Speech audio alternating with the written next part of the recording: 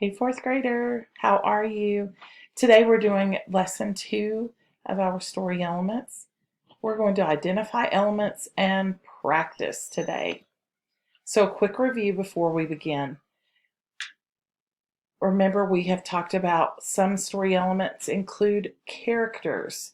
We have to have characters in a story, and these are the people that the story's about. It doesn't have to be people, though. It could be animals, it could be other objects, but those animals and objects would need to have human characteristics like thinking, speaking, acting, things like that.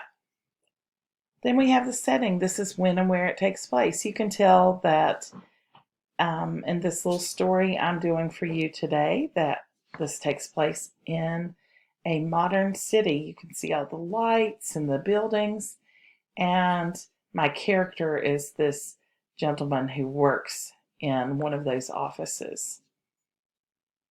And the plot. Remember, the plot will be the major events in the story. These are going to be the events that you find in the beginning, the middle, and the end of the story that are really important. So, for example, in my little story here that I'm illustrating, this gentleman is working in his office in the city, and his printer catches on fire. And then I bet you can imagine what's going to happen toward the middle and the end of this little story.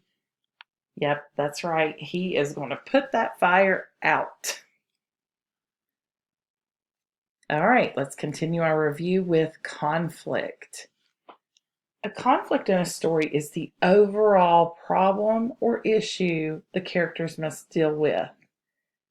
So sometimes we like to call conflict problem, but we have to remember the word conflict.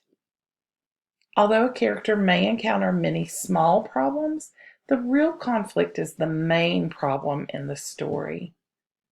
I hope you're remembering to do your guided notes. Let's continue.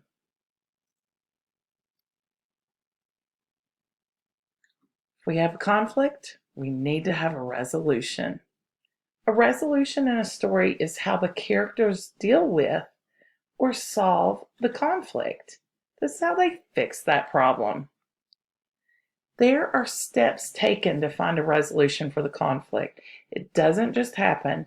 There's usually things that build up or steps that they try that don't work, but there will always be steps taken to find the resolution for the conflict.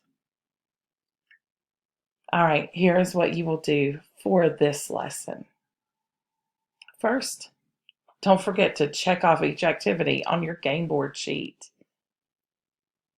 Glue your notes, the ones you're taking right now, glue those notes onto the next clean page of your reading notebook.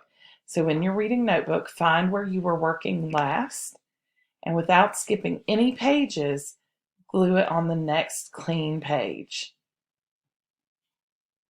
We don't want to skip any pages in our notebook. Do the Google Form CIP characters and story elements. You will find this on Canvas. Sorry, I couldn't think of it.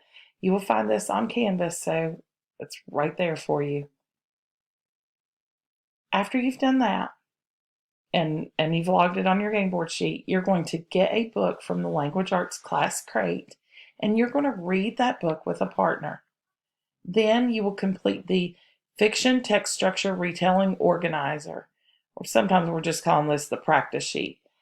But you will complete that after you've read the story. Be sure you use complete sentences as your answers. And when you're finished with that, you will do the exit ticket all by yourself. No partners. Remember, mastery checks are always on your own. So you will complete your exit ticket mastery check by yourself. Well, thanks for working hard today, guys. See ya.